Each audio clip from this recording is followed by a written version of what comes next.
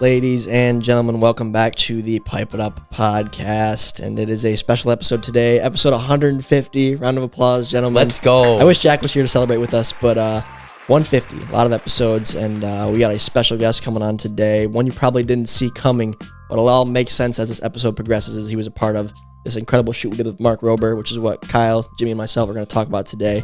And Jim, by the way, congratulations, beating the Preds. Came back in unbelievable fashion. Thank you. Shout out to Bennett.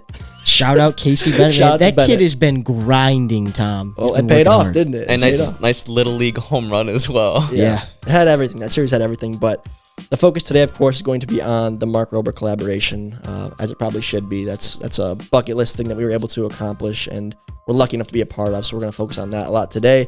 Jimmy and Kyle were a part of it, of course. I was there as well for a portion of it, and I can't wait to break it all down for you guys, as well as talking to a man who filmed a portion of that on the drones, Nurk FPV, the professional drone pilot. And so we'll interview him for about a half hour, too. And it's going to be a banger of an episode. A lot going on today. But this is the Pipe It Up podcast. Cue the intro.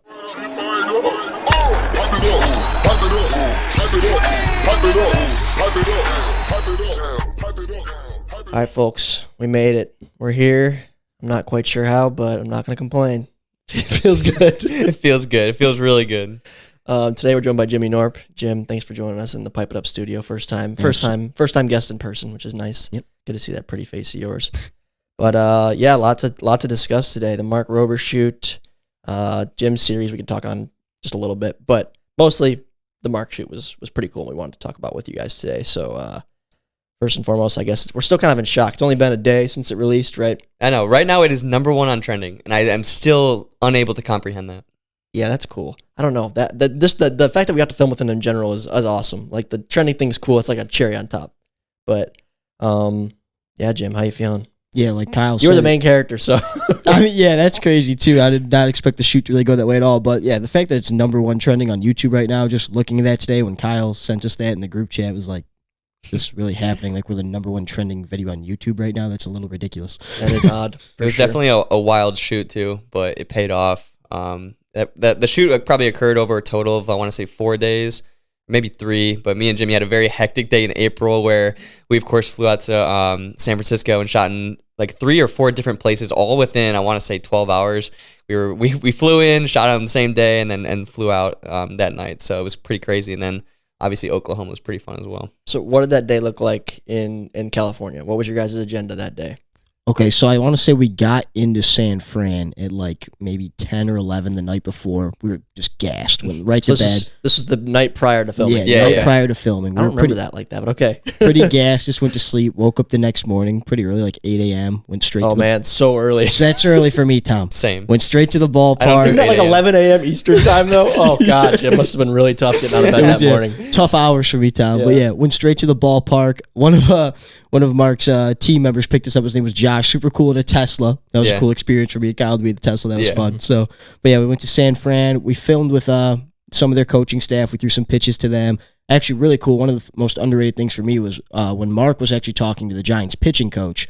That was like heaven for me, just listening to that guy talk, like how the game of baseball has changed over the years. What was he asking him? Like, what was the conversation? Was it a purposeful conversation, or was it like Mark's general curiosity? Yeah, it was purposeful for the video. He was trying to like get the pitching coach to talk about the science of baseball and why the seams affect the way the ball moves and that kind of thing, and how that also will affect a wiffle ball and the differences between that. So, but yeah, it was just cool. Like the pitching coach talking about how over the last like 10 years, how pitching analytics of baseball have changed so much, and that was like super cool for me to hear. I wish I would have had like a pen and paper just to write stuff down there, because that was pretty crazy. But do you think that Mark is asking that just to see how knowledgeable the guy is? Because I feel like Mark already knows why the ball's moving the way it is. Yeah, so I guess like a cool thing is here, right when we left that like shoot with the Giants like director of video and all the pitching staff, really, he was like, I wish they would have went more in depth on this effect and this effect and this effect. He had like all these effects that he wanted.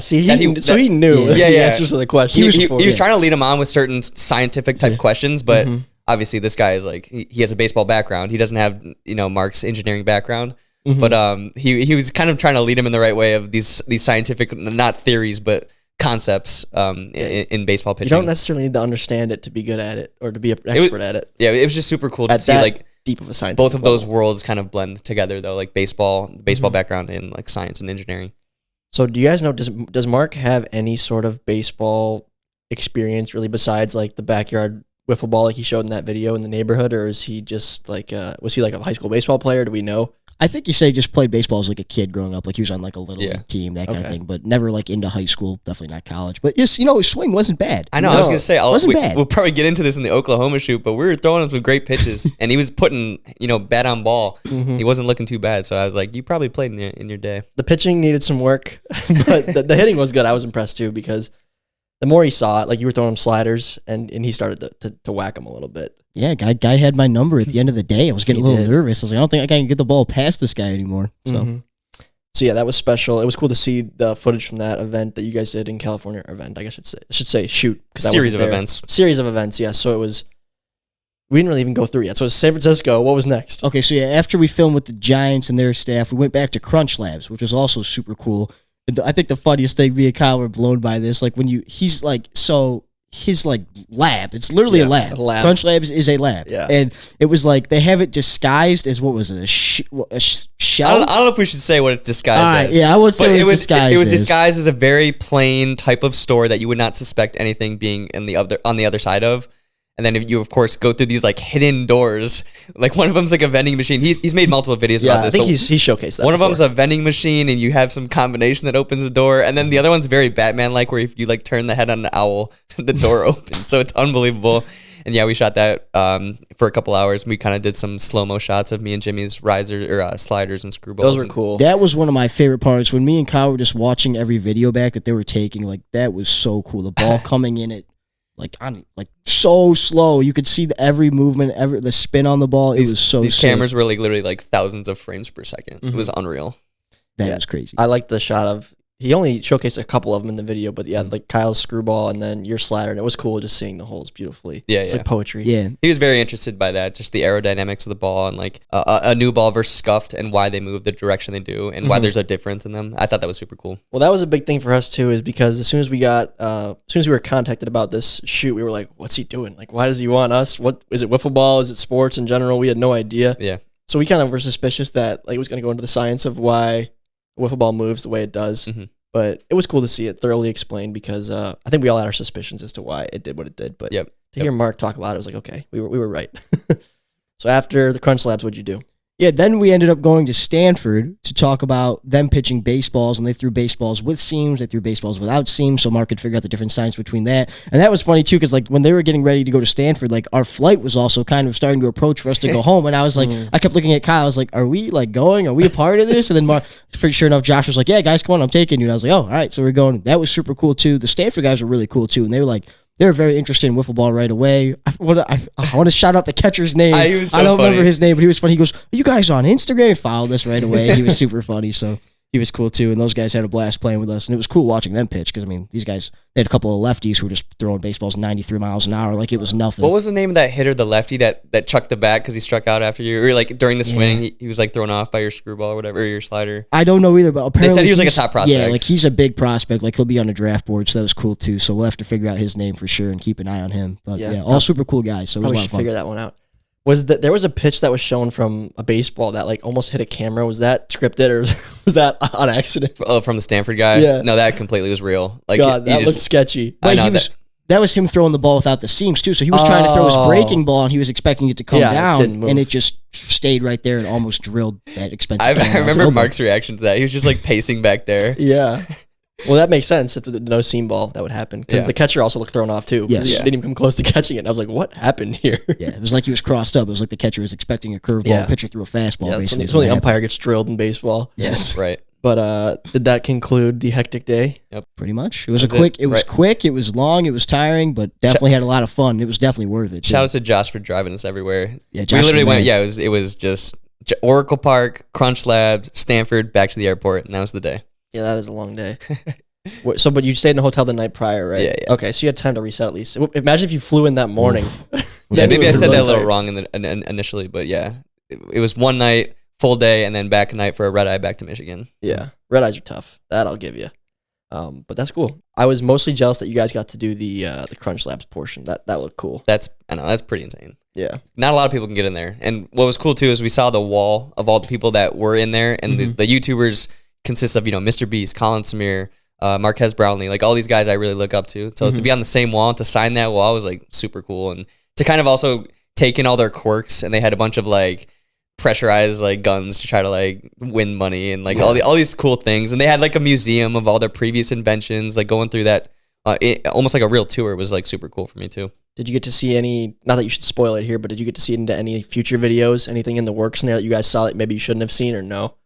Not really. They were making something, but I couldn't really. My little mind can't comprehend what they're making. You walk in and it looks like an evil lab. Like you have guys soldering, you have editing, you have woodworking going on. It's like such a cool, like truly just a studio / warehouse where everything is catered towards YouTube videos, and that's like the creator's dream right there. Like we talked about it when we shot with We Got Ice, where everything's catered towards just creating content and videos for their YouTube channel. It's kind of a similar vibe for Crunch Labs, except this is just like a unreal scale of just engineers and people with these insane scientific backgrounds coming together for YouTube, which is like one of a kind. Yeah.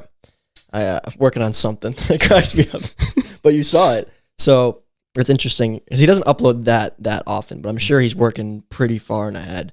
This came together pretty quick though. I think we first got that email in March, February maybe? Something like that. I want to say March. Yeah. No, February. March. It was somewhere in there. So it happened kind of fast. And for those of you that came out and saw it, obviously you guys knew, and I appreciate all you guys who kept it under wraps. I think this one was a big surprise for everybody. It was. Somehow it didn't get leaked. I don't know shout how. out to the fans from Oklahoma specifically that kept it under wraps. I was shocked. I thought for sure I'd be seeing murmurs. I did see a couple. There were some TikTok comments that were like, I heard you guys were with Mark Rober, and I was like, what? How did, whatever. So I just deleted them. Not that it was a huge deal. Someone found out, but I thought it was cool how it was a pretty well-kept secret, and I wanted you guys to have that shock factor when we saw us post and him post and watch the video, so... One thing, Tommy, too, about things being planned in advance at Crunch Labs, they actually did tell us how many videos were being worked on for like years in advance. And take a guess on how many videos were being worked on, whether that's inventions or editing or going through the creative process for upcoming videos for them. Probably like 6 to 8, I would guess. Do you want to know what they told us? What? 14. 14? That's unreal. That's crazy because... Yeah, because he doesn't post more than once a month. Exactly. So that's farther like than a year. Yeah, over a year worth of videos. That's they have crazy, it's bro. ridiculous. I would have guessed like probably 6 months or so, but I guess it makes sense.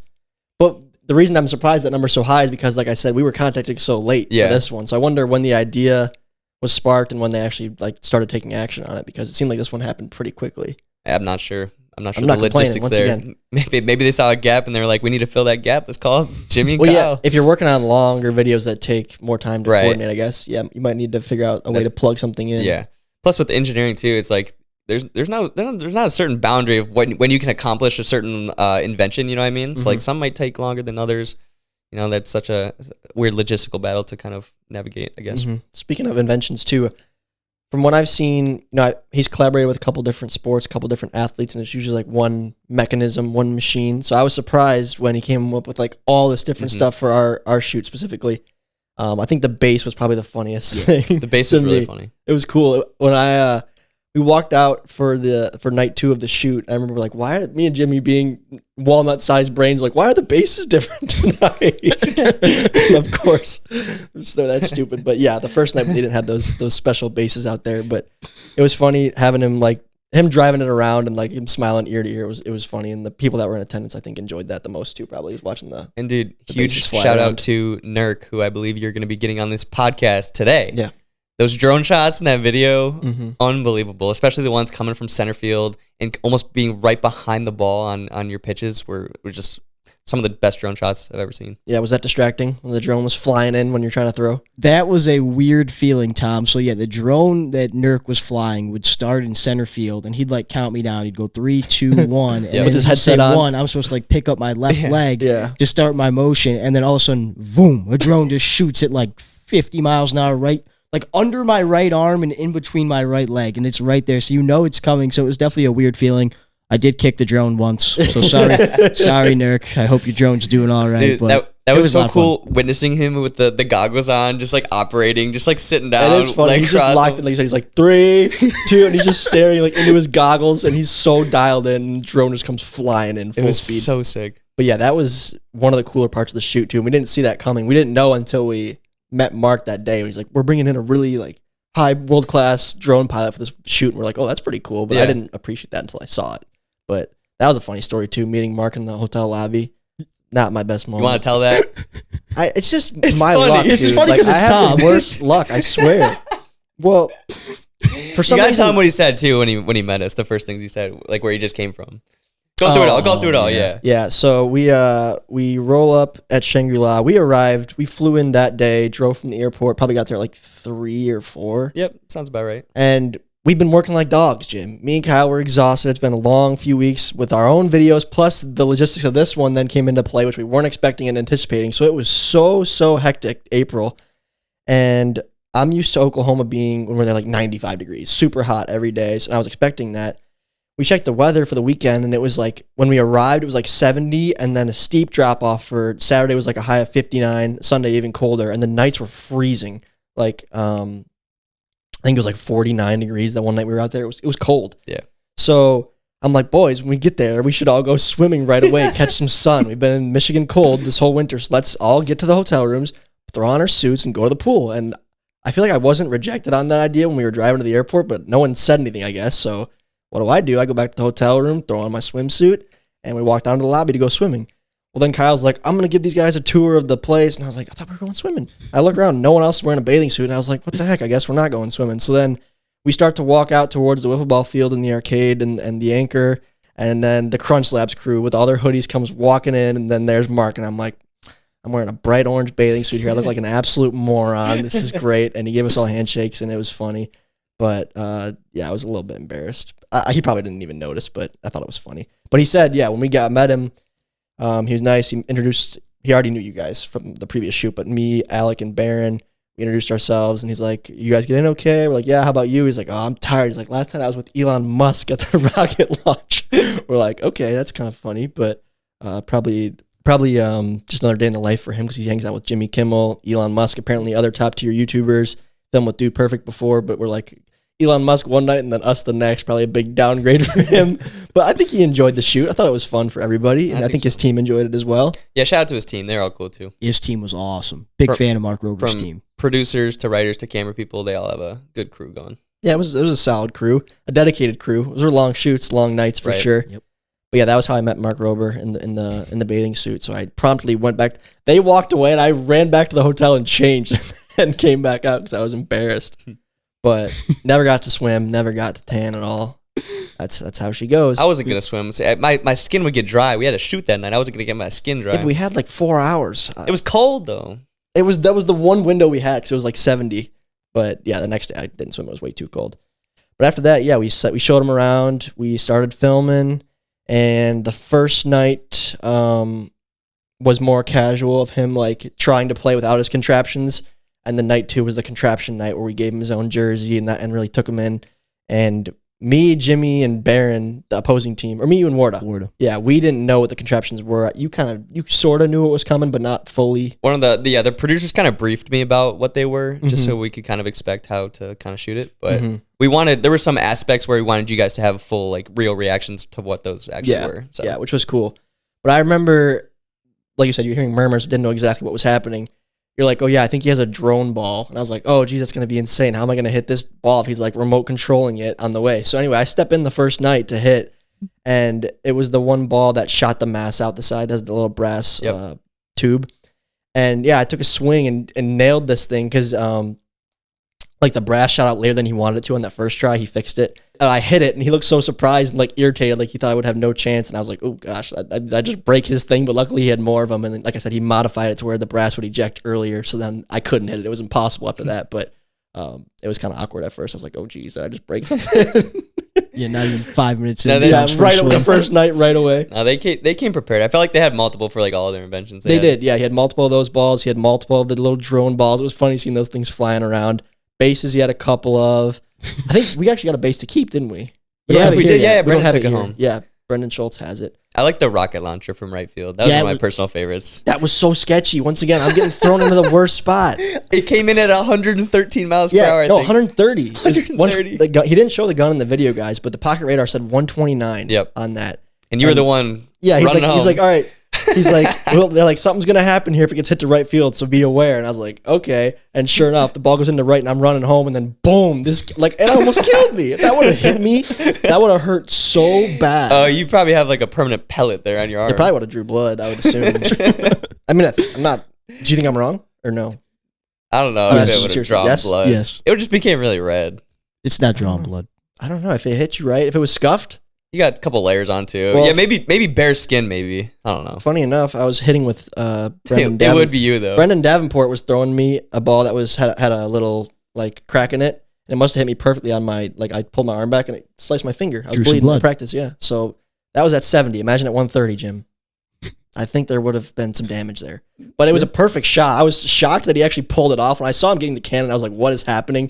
And then boom, it was so accurate. But yeah, it was 129, I think. Wild. And then he said, like, yeah, at the Crunch Lab, we got up to 130. And I was like, well, that was perfect then if you guys pulled that off. But I was shocked by the accuracy of that thing. The little, what do they call it? The Demogorgon? Yeah, the Demogorgon was cool. cool. That was cool too. And that one, it was funny because the way it was, however it was set up, like the radar gun could read the propellers on that, or what would you call those? Like the guns? I don't know. I'd go, yeah. But it was just going crazy. Yeah, the radar was like popping up with different numbers as whenever you turn the thing on. So I found that pretty interesting too. Yeah.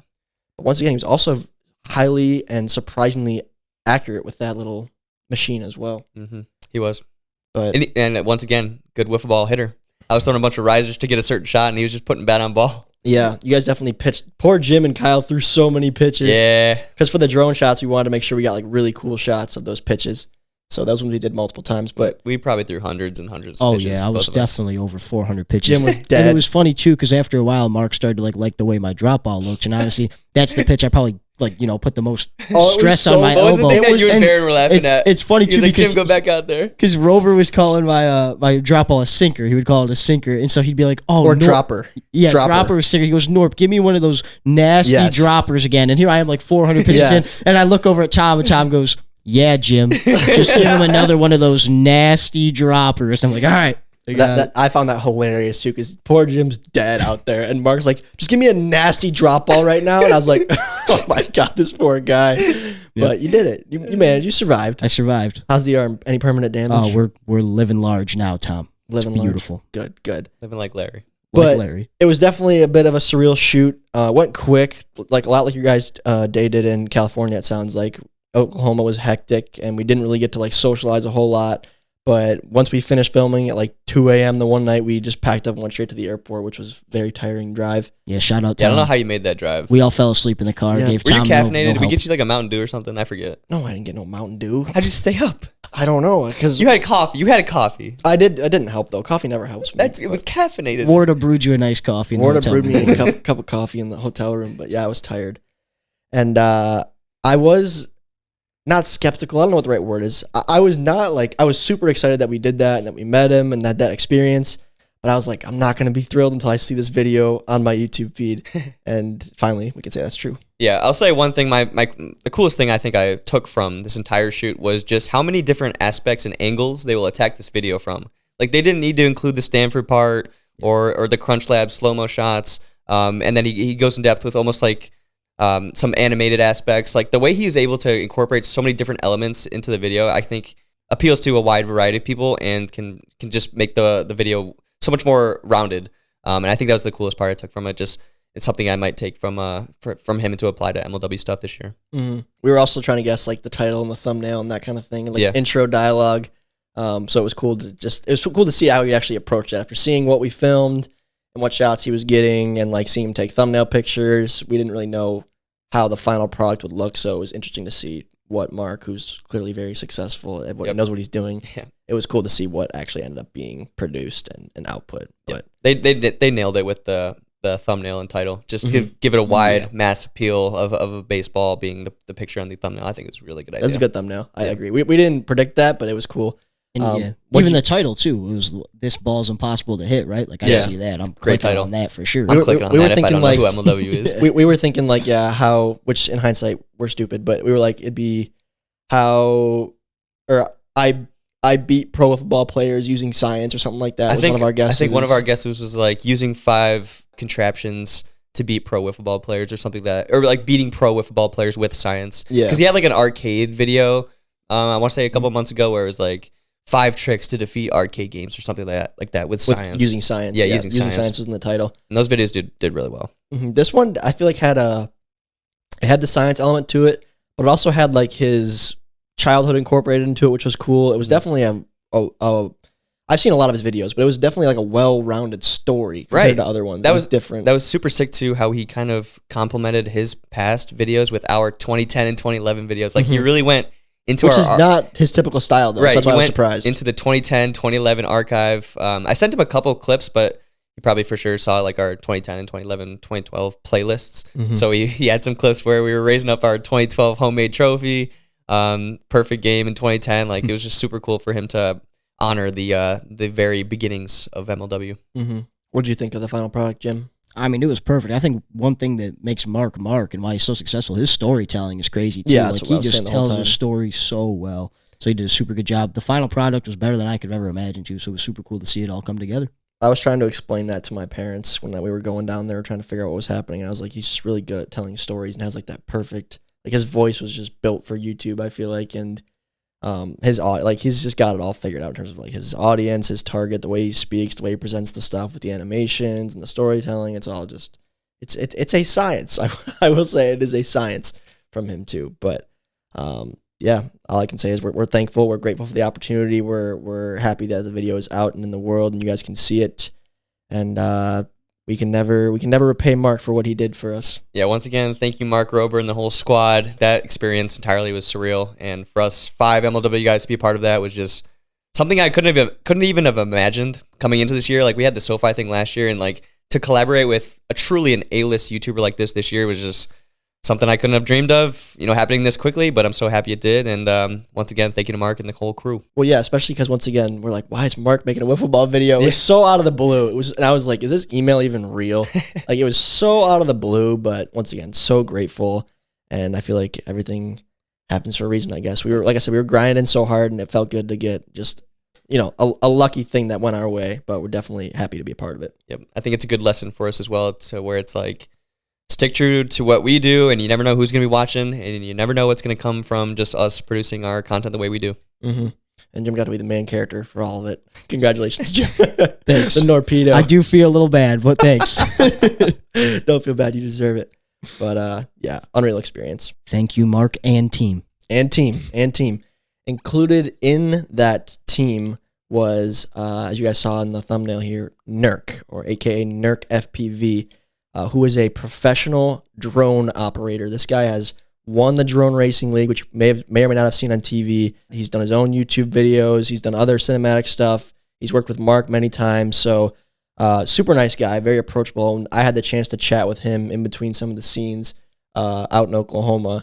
And I felt comfortable enough to ask him if he'd want to come on our podcast, since he falls in that niche sport kind of weird thing, a lot like we do, and he was down. So I had the chance to chat with him for about a half hour, and I want to show that to you guys right now. So let's get into the Nurk interview.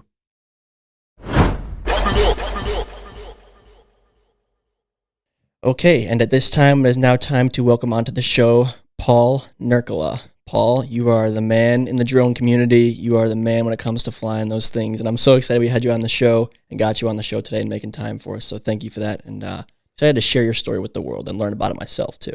Yeah, it's my pleasure. Like I had seen you guys on Instagram and TikTok, a while back. We finally got to meet over the project that we got to collaborate on. But like, as someone that's kind of participating in a niche sport, kind of seeing you guys do your thing at the same time was really exciting. So I'm really excited for this conversation, because I think I'm going to ask you as many questions as you're going to try to ask me. So it's going to be fun to kind of find where the two correlate. Yeah, well, that's why. Yeah, I kind of figured you'd be a perfect guest for our audience because, like you said, it's the niche sport thing, right? I think our audience is very much into wiffle ball being kind of this underground thing, cool, quirky sport. And what you do probably doesn't have as much light on it as it should, but it's awesome. And witnessing it in person is what really gave me the further appreciation for it, because I had seen it on TV, unknowing that you were actually on the show for a while there in the racing show. And it always kind of sparked curiosity in me, but it's hard to really get a sense of how quickly things are moving and how tight the windows are that the drones are flying through. So I gained a whole new appreciation for what you do when I was watching you, inches from my face filming me during that Mark Rober video. Yeah, it's funny you put it that way, because it's like, in a lot of ways, it's niche sports like drone racing, like wiffle ball, it's harder for people to grasp just how good the individuals are at it, because it's not something that they have ever really done, right? You can appreciate how well someone can drive a car because you've driven a car. You know roughly how hard it is to put it, in the upper 90 of a soccer goal because you've kicked a ball before. Like you can understand, you can extrapolate from your level of skill to where it is. But like not everybody has picked up a bat and swung at a wiffle ball. Not everybody's flown a performance drone. And so like you're saying, like it's hard for people to see, like we're not just messing around, you and I, right? Like it takes a lot of legitimate practice to go for these things and get it. So having someone come in and see it in person is such a, I think for both of us, like a big game changer, is that people get to see like, oh, this is wild. Well, yeah. And even more so on your end, because the barriers to entry for wiffle ball are a lot lower. I think a lot of people have played baseball, and a lot of people have $7 laying around where they can go to their local sporting goods store and buy themselves a bat and a ball and give it a shot if they've seen our stuff. Whereas entering the drone space and the drone piloting space requires money, requires time, it requires a space and, many precautions and hoops to jump through to even do that. So that's what I want to know from you is, what even inspired you to explore that hobby in the first place? I know because we started wiffle ball when we were really young. I think you were a little bit older. So yeah, what made you want to get into it in the first place? Well, so, I would like to say that RC was part of my whole, RC being like radio control has been a part of my life, but like it never really was. Like my dad actually is really like bad vision in one eye, so he doesn't have good depth perception. So that was like never something that he did, which, most of my friends, it's like, oh, I've been flying RC planes with my dad since I was 2. Didn't have that opportunity. So when my in-laws, so my wife's parents, got me a toy drone for Christmas of 2014, that was like the first time that I had like my own RC thing that I got to mess around with. And, just fell in love with it immediately, flew it as much as I could, broke it within the first day. And when I was trying to figure out how to fix it, I stumbled across videos of drone racing, and it was a video of these guys in a forest in France flying drones with like GoPros and LEDs on them, and it just looked like pod racing, like straight up Star Wars sort of stuff. And I remember like the day I was sitting at work, supposed to be working, and saw drone racing for the first time, and it was not a like, oh, that would be fun. It's, I have to try that. And so I got super hooked just from a gift from my in-laws. That's so cool. So wanting to try it and actually trying it is two different things though. Like, what do you actually do then to train to become a drone racer? Because I have no idea where I'd even start. Besides, I mean, I'd go to YouTube, go to Google and that kind of thing, but I don't know what it takes to make it in that industry that you've made it in at the highest level. So what did you do from that first day seeing the video, and then what's day 2, what's day 3? Right. Yeah. So my path is different than it would be today. So at that time, this was pretty early days of drone racing and FPV being first person view. So the types of drones that we're talking about, you wear a pair of goggles over your eyes and you see from the perspective of the drone. So it's first person view drones. And I'm not saying I was early. There were people flying FPV way long before me. It wasn't kind of in the zeitgeist at that time. And what I did was, built a drone, went out, maybe got 2 batteries, 10 minutes worth of flying before I crashed it, broke all my stuff, had to go home, repair it, go back out and do it again. Now, and this is day after day after day after day of just like getting new arms for like the drone frame, getting new motors, getting new propellers, all of that stuff, and just continually breaking stuff until I was good enough to not crash every flight. But once you get to the point where you're not crashing every flight, you start to want to improve. So you start pushing the boundaries and you start crashing again every flight. And the crashes are now worse because you're going faster. And it just kind of escalates. So that was my path. I just broke everything over and over again until I still just break everything. Like, it's because even today, it's like, well, I could try to push it a little bit harder and get a slightly better shot or go a little bit faster or whatever. And things break. People that are learning to fly today have the benefit of simulators. So you can download essentially a computer game, take the controller that you would use to fly the drone, plug it in via USB, and fly a virtual drone that you are welcome to crash as many times as you like for free. And you click a button and it magically appears back on screen and you start flying again. So I wish I would have had that opportunity when I was learning to fly. I didn't. So I just had to go through the blood, sweat, and tears brute force method. But I broke a lot of drones. That was my way of getting better at flying drones. Yeah, but I wonder if you had went the simulator route, I wonder if your drive would have been the same, because I feel like the sense of accomplishment is not there as much when it's not actually in real life. And I feel like your benefit of doing it and having to repair things, you probably learned a lot too, learned a lot about drones. I'm sure that helped your knowledge there. So I don't know. I think the physical space and you having to invest the money and that kind of thing, I feel like there's a benefit to that, in my opinion, but I'm sure it works different for everybody. No, absolutely. And like for people that are learning to fly drones on the sim, I always encourage them to get out in real life as soon as possible, right? Because there's variables that the sim can't do, like, wind or just like tree branches moving, stuff like that. Like you just don't expect things that you don't expect happen in the real world that don't happen on the sim. But it seems like the people that have gotten very good at the sim can switch over into the analog world really well.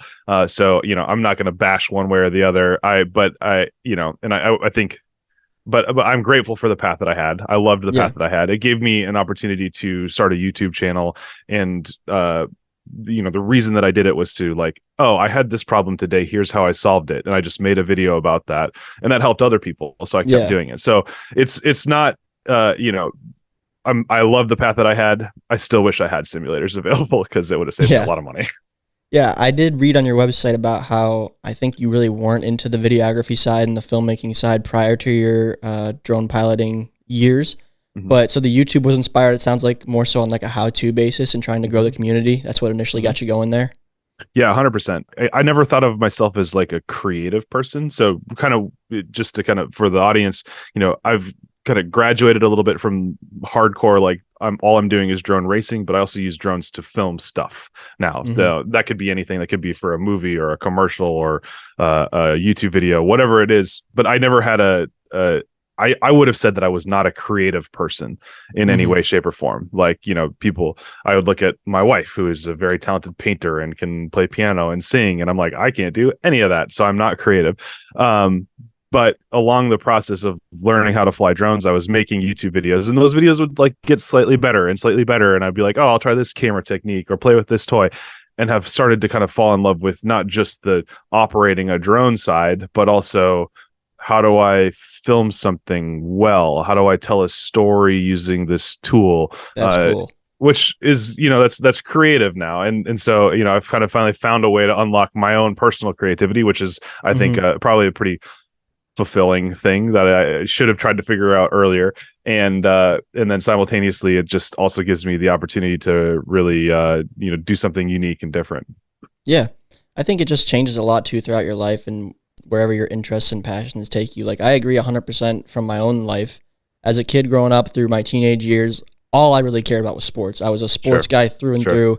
If there was an NBA regular season game on, I was watching it, even if I didn't care about the teams. I watched every sport out there.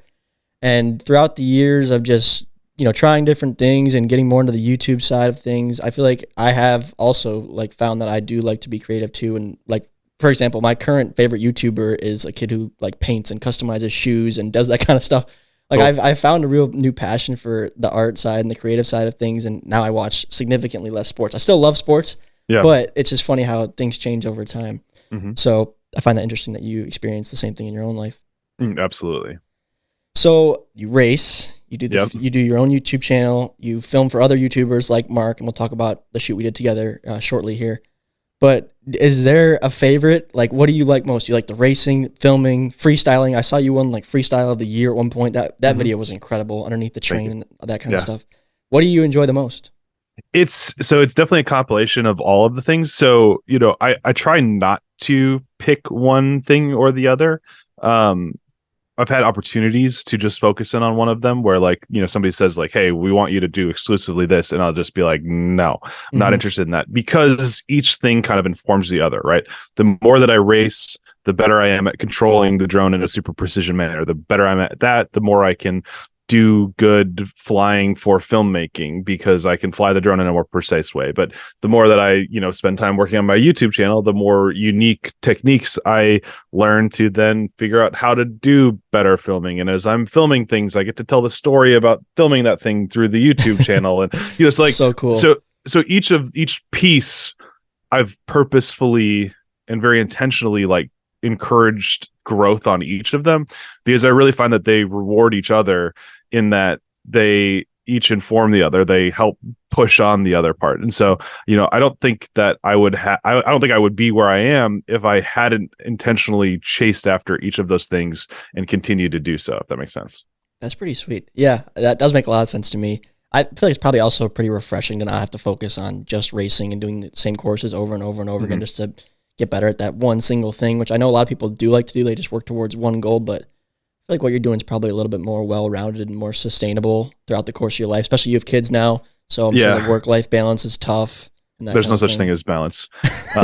There's work-life catching up with everything. I think, rather than saying like one thing or the other is my favorite, it's more about, my favorite thing is figuring out how do I adapt this technology to do something cool. And that cool thing could be racing. That cool thing could be filming. That cool thing could be, telling a story. But all of those things kind of work together to achieve that common goal. And so it's not necessarily, so that's my favorite part, is seeing like, how can we adapt these technologies to do something cool and exciting each time we go out to do it, if that makes sense. Well, yeah, I'm sure when you first purchased the drone, it wasn't on your radar that you'd be one day filming pro wiffle ball players pitched to Mark Rober. No, it was not. So, I mean, let's talk a little bit about that. Or I guess to rewind a little bit, this was not your first time shooting for Mark, correct? No. When did you guys first connect, and what was that first video you shot for him? And how did that even come together? How did he find you? Yeah, that's a great question. So the day was January 20th, 2021, the day after my son was born. Wow. I'm sitting in the hospital, just kind of, waiting to get discharged because you have to be there for however many hours. And I get a text from Ren from Corridor Digital, who's become a friend. They have a really successful YouTube channel called Corridor / the second one called Corridor Crew. He's actually a VFX artist, but also interested in FPV and drones and drone filmmaking and stuff like that. And he's like, "Hey, do you know who Mark Rober is? And do you want to film a video for him? Because I don't think I have the skills for what he needs." And I was like, yes and yes. When, where? He's like, well, it's like a week from now. And I'm like, my first child has just been born. Like, I don't know if I can do this. So I remember, so fast forward to the next day, that's when we get discharged from the hospital. Actually, I think I have my days wrong, but whatever. You get the idea. Yeah. Literally within an hour of leaving the hospital, like we're waiting for like the final piece of paperwork that we can sign and then just like actually leave. My phone rings and it comes up with caller ID as Mark Rober, and I hit decline because we're like about to walk out the door. I'm like, this is not good. I can't take this call right now, and it would set such a bad precedent if like I'm taking work calls as I'm trying to bring my kid home. So, which I told Mark this story recently. He thought it was hilarious. That's funny. Like, I had no idea. So yeah, I hung up on him. Didn't answer the phone. He did text me. Like, I was just like, oh, I'm screwing myself here. A couple days later, we get on the phone. We work it all out. My in-laws were in town, so I snuck away from the house for like, I think it was like 30 hours. I drove to Detroit and back, and we shot Detroit. the Prater video. The Prater video. Wow. Okay. I know that was your first one. I knew you were there for that, but you weren't even allowed to film in Ford Field, were you, for that? Right. We stole some shots before they told us not to fly there. Okay. So there are a few shots that made it in the video from Ford Field. Then when Prater came out, one of the managers or something was like, absolutely no drones on the field while Prater's out, which totally get it, no big deal.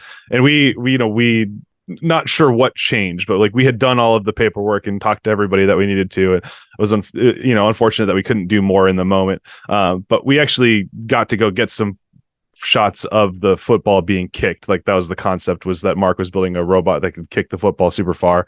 And went down to Indiana University, which is a big school. I don't know football like rankings, but I'm pretty sure IU is up school. there. Yeah. Is it a Big Ten school? Okay, I wasn't gonna Power 5 school. Okay, I wasn't gonna say that because I didn't know that for a fact, but I was pretty sure it was. So like all 4 or 5 or however many kickers they have came out and were kicked them a few times for us, and we got a couple of good shots. Those shots did make the video. I remember saying. Which that was awesome. So I was really glad to be able to provide the same shot, even if it was completely out of context for Mark. And that was the kind of the start of our the opportunity to work for him a couple more times since then. So have you learned a little bit from him for your own YouTube channel and your own YouTube endeavors? He's a really good storyteller. That's what I admire about him the most. Yeah, absolutely. I think the thing that I learned the best from like directly participating in Mark's sets, and then really any YouTuber set, is just seeing how differently everybody goes about making their content.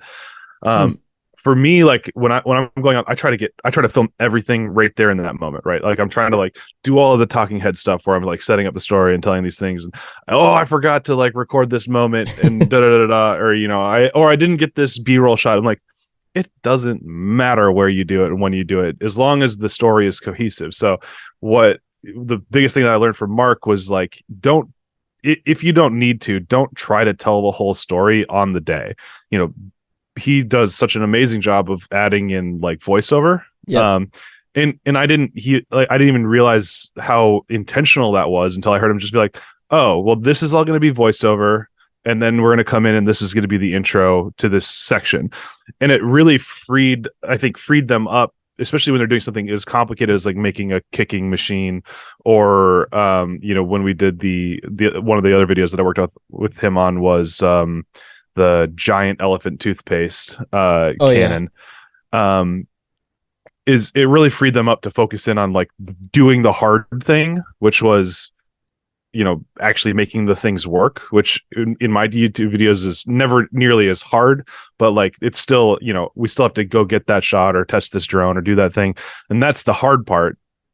But then just throwing in some, and I'm not even saying like throwing in, like intentionally choosing to do VO later frees him up creatively to just be in the moment. And I was like, oh, well, that really makes things more interesting and more exciting for you as a creative person, that you don't have to be like stressing like, did I get every single possible shot?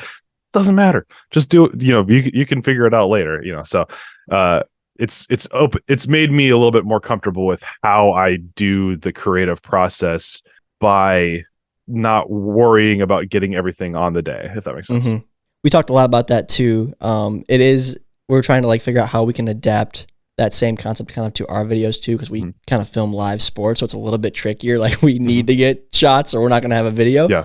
But for sure, in every different YouTuber, there's something to be learned, especially as someone as successful as Mark Rober. So we definitely picked up on that as well. And it was cool just being alongside him and seeing his process, like you said, because everyone's a little bit different. Yeah, I mean, like he shot half of the video on the wiffle ball on an iPhone. Yeah, it's just that surprised me a lot. I'm grabbing like big cameras and like trying to do all this crazy stuff. He's just like, yeah, just grab the phone. I'm like, oh my gosh, that's what I guess that's what I should be doing. So yeah, it's awesome. It just goes to prove, for any low budget YouTuber out there, it's really, like I said, Mark's storytelling ability is so good, and that mix of voiceover and actual content that's filmed is incredible. I think that's really what's propelled him to be so successful, along with his good ideas too and cool technology. But 100%. I really, really appreciate the storytelling aspect for sure. So let's talk about that a little bit. We meet you in Oklahoma for the first time. I didn't even know you were going to be there, first of all. Yeah. We show up, we meet Mark, and we met him in the lobby, and he's like, by the way, we're going to have like the world's best drone pilot filming you guys. And I was like, oh, that's awesome. Once again, didn't think too much of it until I actually saw you in flight, because that's just incredible. But how did that shoot compare to filming footballs flying or filming nature? Like, were there any challenges that you encountered while filming us playing, pitching specifically? Because I know you were flying in at top speed from center field to get some of those shots. Was that any sort of a new challenge for you, or were you able to kind of adapt that to other past experiences you've had?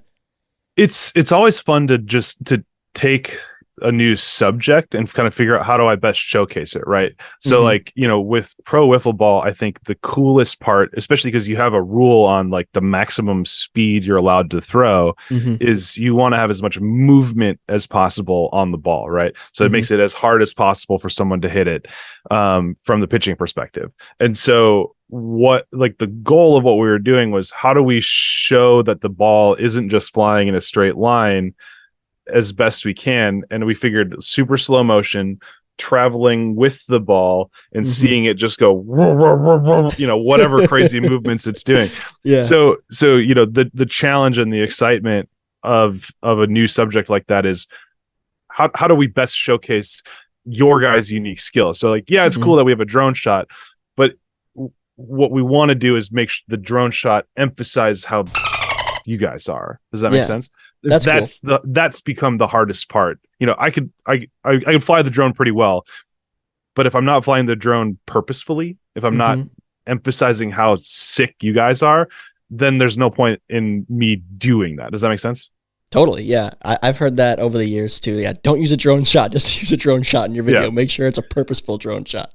I tell people very often that my job is talking people out of doing drone shots, so that it's like, because they're like, oh, we'll just use the drone for that. I'm like, yes, I'm happy to have my drone be involved as much as I can, because I want screen time, right? You know, like that's effectively the end result of anything that I'm doing. But if it's not the right tool, if it's not the best tool, it's also my responsibility to most often encourage them to go that direction. Yeah, now that's cool. Not always the case, because often you don't ever like talk back to a director. But if there's an opportunity to say, I think it would be better if, or it would better match your vision if, you know, stuff like that. So no, I totally agree. If it was me directing, you know, I always just want the best end result, and I think trusting people that are the best at their profession is usually the right thing to do. So I would love that feedback if it was me personally. But now, speaking about filming the pitches specifically, when you're flying the FPV drone and you're getting the super slow-mos and you're really close to guys like Jimmy and Kyle Schultz when they're pitching, are you at all nervous about like hitting the players or hitting the guys, or are you so confident in your flying ability that it doesn't even really cross your mind? Well, I did get kicked once while we were filming, but that was, you know, an oversight in that I don't remember who it was, but his trail foot definitely kicked out a little bit further than I thought. Yes. So, you know, the when we're in close proximity, we choose drones that are very, very safe. So the drone that we use to get those shots weighs only a few hundred grams, so less than a pound, and there's a GoPro on it, and it has little protectors on the propellers, and the propellers are so small that they can't really do damage. So, you know, we're intentionally choosing that tool based on the set of requirements that is get close to the pitcher. So we've pre-thought the safety so that in the moment we can focus in on getting that cool shot. Now, I'm still aware of him. I'm still thinking of him. But I'm not, there's 0 point where there's a 0% chance that I'm going to accidentally hit him. It's he's going to actually hit me. No, but you know, so so the safety is pre-thought, and then we pick the route based on what is going to be safe, what is going to get that shot, and accomplish the balance of safety and getting the cool shot. My job as a drone operator is not to get the coolest shot possible. It's to safely operate the drone. And then my second priority is, how do I get a cool shot? So it's, That's totally fair. And same thing, because like you said, you're thinking about a lot. And with the wiffle balls, at least, I know like the footballs had a long flight time through the air, but wiffle ball was pretty quick. Yeah. So you're coming in fast, the timing's tough. The thing that probably amazed me the most was when you brought the drone like around the zone every time, in between the strike zone and the backstop, because that window was so small and you would take that turn so fast. Yeah. So I was curious while we were filming, because I'm standing out in left field watching you do this over and over again. And like, when you're filming, when you're getting the shot of the pitch, are you able to like focus on getting the best shot possible there? Or are you already thinking about like, I got to turn this thing around, I'm going to crash type thing? I guess, how do you balance that? Or is crashing even a concern, or is it like, if I crash, I crash type thing? So when safety is not a concern, it's definitely if I crash, I crash. Okay. You know, if safety is a concern, then I'm definitely thinking more about the crashing situation, if that makes sense. Like if it was people behind instead of a plastic fence. Exactly. But so in that case, I'm letting the timing do the shot for me, and I'm just flying a repeatable flight route. So I'm just thinking, all I'm thinking about is, you know, I'm counting the 3, 2, 1. I counted the 3, 2, 1 out loud. If I had my assistant with me, Winston, he would have been counting it out because he can judge it based on those things. And then all I'm doing is I'm going to fly really fast past the pitcher's right foot, and I'm going to exit to the left by the thing without hitting the fence. Okay. So I'm not actually really thinking where's the ball, because I'm letting the timing handle that for me. And I know that if I have the drone going down this flight path, the ball is going to be in that shot. And then it's just a matter of repeating it until we get it to work, if that makes sense. That makes a lot of sense. That's so cool. So yeah, so like you're saying, the moment is so short that I can't like film the ball, but I can film the path the ball is supposed to be on. And if we get the timing right, then it's going to look sick. Yeah. So it's really just all about the timing aspect. Yeah. Yeah. So like I said, guys, if you couldn't tell, essentially, Nurk would have the drone beyond the center field fence there at Shangri-La. So into the darkness of the night, you would just see the little red and green lights on the drone. And the blinky light for FAA safety. And the blinky light. I need to call that one out. All the lights. Call it out. Yeah, I'm not the expert. You are. And essentially, you have Nurk standing on the side of the field, and he has his goggles on. And then you just hear 3, 2, and Jimmy starts his windup, and then the drone just comes in full speed from beyond the fence and ends up like just above, I think, Jimmy's foot as the ball was being released. So the timing was incredible, and I'm just sitting there in awe because I was not really a part of that. I was not actively a part of those scenes, so I'm standing in left field, just like my jaw is dropping. Like, how is this even possible? Like I said, my mind was blown. That was outside of observing Mark's work and seeing how he treated the video and his creative process. You had my full attention throughout the most of that night shoot for sure, because I thought it was so cool. Appreciate that. Yeah, it's such a blast. And I love working. I often get to, and I love working with athletes because everything's about repeatability, about tempo, about cadence, about, you know, those sort of things. So when I say 3, 2, 1, I know that they're going to, like, you know, be mostly through their windup at the right time to release the ball on go, you know. So it's like, so it makes it way easier to work with an athlete than with maybe somebody who's not got as much practice in that area, especially when it comes to tempo, and that made it. I think we had usable takes, you know, the first or second try every single time, and then it was all about just dialing it up from there, and how do we get it even better, even closer, even sicker. So I know it probably gets frustrating for you too, because I know a couple of us, including myself, like, do athletes often get like thrown off a little bit of their normal routine when you're filming them from up close? Because I remember, for example, I had hit a home run on, I think, the first night, and you were essentially like circling me as I was running the bases, and I was like, don't look at the drone, pretend it's not there, like, because you are thinking about it because you hear it a little bit. It's not super loud, but that can throw a loop in your plans too, because it's like, I think of like a motorcycle on the freeway kind of weaving in and out of traffic when they shouldn't be.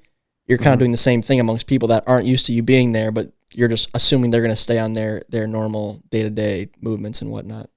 Sure. Yeah, I think especially with just filmmaking in general, like, you want to, you know, observe and not be heard or not be in the way. Yeah. Which is not possible with drones, because especially these little tiny drones, because they make really annoying high-pitched squealy sounds, and they're in the way, and they're in the other shots. And so, you know, you got to find that balance between, like, how do we let them do what they do, and how do we make it the coolest thing possible. So I wouldn't say I get annoyed with it. I get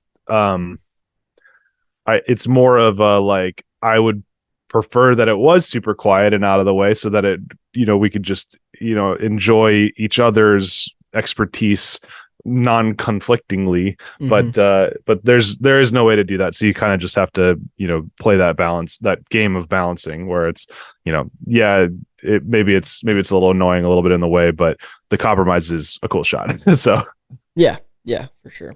I totally agree with you. Well, I know you're busy. I know you have a lot of shoots coming up, and you've done a lot of cool shoots. One thing I wanted to ask you too is, do you have like a certain dream shoot that you wanted to be a part of that you haven't got to do yet, whether it's with an athlete or doing filmmaking? what's like the next thing on your bucket list that you want to accomplish? I know you've already done a lot. Yeah, bucket list. I gotta oh, man, there's always one thing floating around out there. So like right now, if I had a bucket list, I think the thing that I want to do the most right now is go to a place called the Faroe Islands.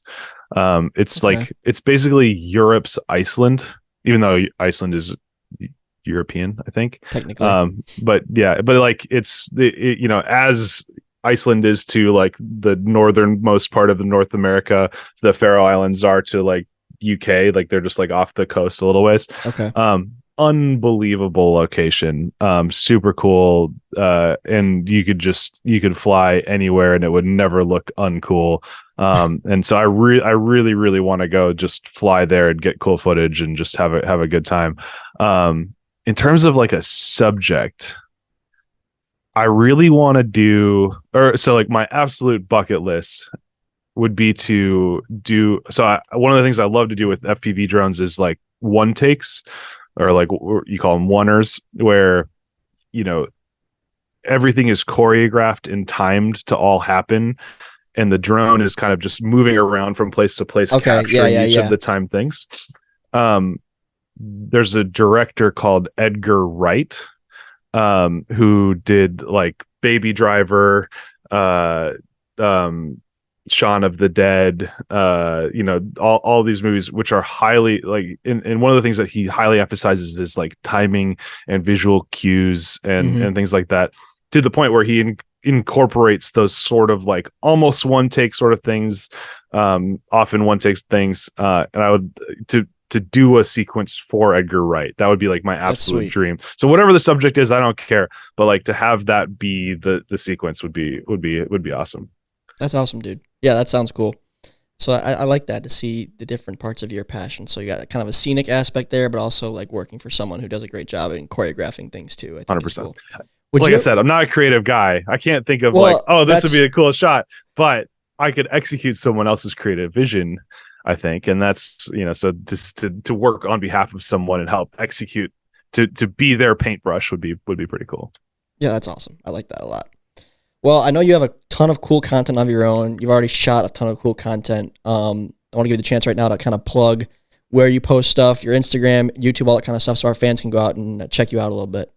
Yeah, my so my Instagram is Nurk FPV, usually just kind of little bits and pieces, highlights. The next shot that I've got coming out is going to be pretty cool. It uses a super slow-mo camera to film somebody hitting golf out of a bunker. So like I fly through the dust and like and it, you know, you see all of the individual particulate and the ball popping out, and it's awesome. So like stuff like that is kind of what I try to put on Instagram. And then on YouTube, again, Nurk FPV is very focused on it kind of ends up being a little bit more review centric, but telling a story along the way. How do I use this tool to do something cool? So it ends up being a little bit more drone centric, but hopefully people find it interesting outside of the drone ecosystem. So I wish I had a cool last name like that, like the Nurkkala to Nurk type thing. Yeah. Is that how the nickname started? When did that come about? Well, who came up with it? So I originally started going by Nurk because I played a lot of high school sports as well, and my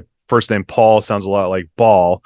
But I ended up kind of getting more Nurk centric in the drone world, because when I competed in the Drone Racing League, which is a TV show on NBC at the time, ESPN, which he won, by the way. Yeah, one in 2018. We were required by the league to have like a pilot handle, like an alternative name of some sort. Stage name? Yeah, a stage name, sure. And like, you know, to the point where like even when you're not on camera, we are required to talk to each other in our stage name so that it becomes natural. So that like when we're, you know, giving an interview or something like that, I don't accidentally say, "Oh, Alex crashed on this." I have to say Vanover crashed on this or whatever.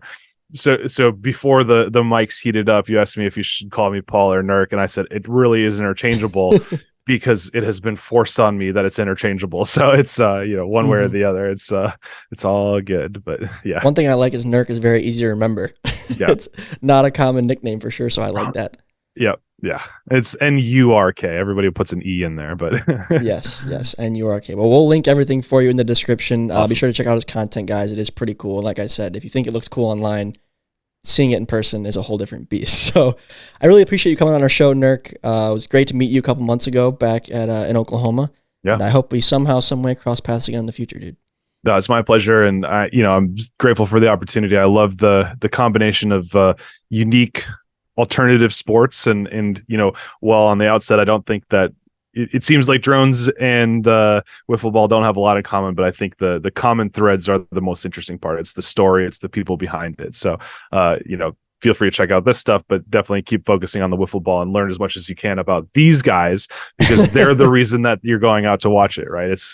They hit cool clips, but it's the people, it's the individuals. That's the thing that's really cool about it. So definitely stay subscribed to MLW. Hey, anyone who is, first of all, a great dude, but also is the best at what they do, I'm always interested to learn about, and I would love to share with the world. So that's really why I wanted to get you on the show today. I'm glad it worked out. But Nurk, let you get back to being a drone pilot, being a dad, and we'll talk soon. Thank you. All right, see ya. All right, that's a wrap. Another good pod in the books. Thank you guys so much for tuning in for another week. More bigger and better things to come for this podcast, and it's been a exciting few months. So make sure you guys, if you're in the area, the Detroit series, D-backs and Eagles, we are about a week away from that now. So if you want to come check it out, love to meet some of you and talk some whiffs and watch some whiffs. So see you guys out there, hopefully, and we'll see you next week. Pipe it up, pipe it up, pipe it up, pipe it up, pipe it up, pipe it up.